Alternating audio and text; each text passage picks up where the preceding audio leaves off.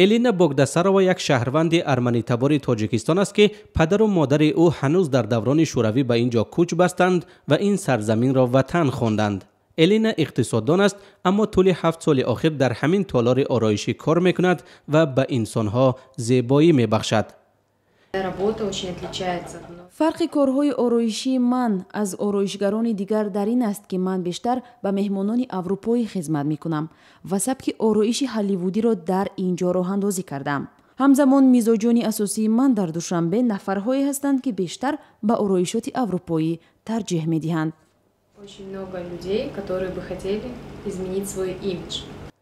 الینه 30 سال دارد اما بار هم کشور باباییش ارمنستان را ندیده است.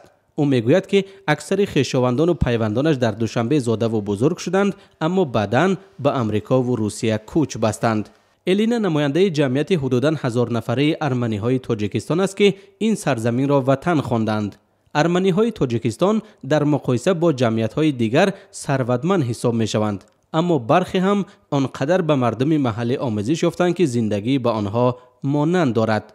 مریانوش منوکیان را سالهای 60 قرن گذشته عشق یک مرد تاجیک به این کشور آسیای مرکزی آورد. مریانوش با همسرش در پایتخت ارمنستان شناس شد و با وجود ناراضگی خانواده‌اش از پس عشقش که در این 50 سال مستحکم‌تر شده است به تاجیکستان آمده است. او در ناحیه یاوان همشیره شفقت است. من نزدیدم گرفتم. گریخته آمدید؟ بعدن که نها روزی شدن نه؟ ده همه روزی میرن تقام می آمد همیشه خواهرام می آمدن همیشه می آمدن می رفتن 50 سال کنیش نمیشه. تنها در شهر دوشنبه 2 طربخانه هست که اکثر ارمنی ها در اینجا جمع می‌اند و جشن و مراسم ملی خود را تجلیل می‌کنند.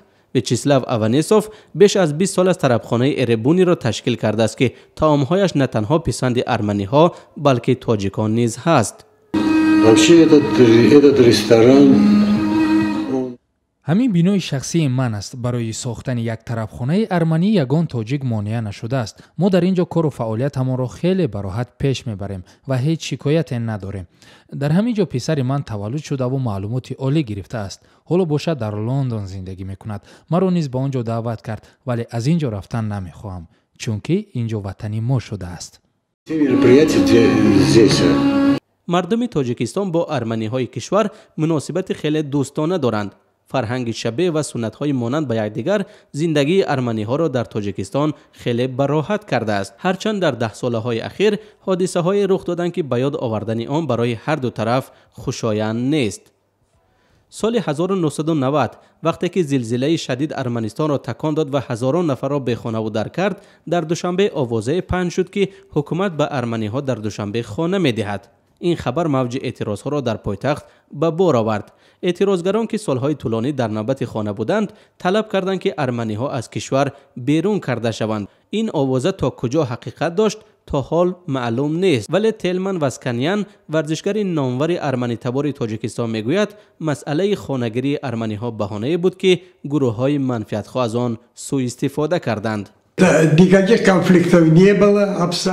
در آن سالها میان ارمنی ها و تاجیکان یگان نافهمی یا جنگ و جدال نبود. امروز اگر آن را به همین طرز بازتاب دهند این دروغ محض است.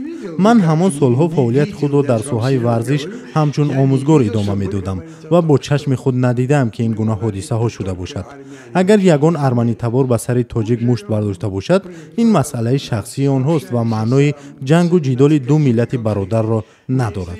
تقریبا 60 سال این جانب در دانشگاه درس میگویم و تا حال نسبت من یگان نفری از برادران تاجیک مناسبتی صرف نکرده است.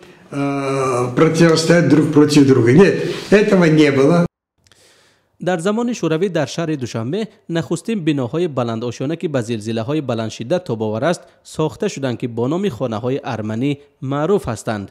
کوچه هم در شهر دوشنبه با نام وگرشک کرموف نامگذاری شده است. در تاجیکستان آوازخوان ارمنی تبار ژن شاینیان و فوتبالباز نامی دسته فوتبال پامیر وزگن مناسیان را اکثریت میشناسند.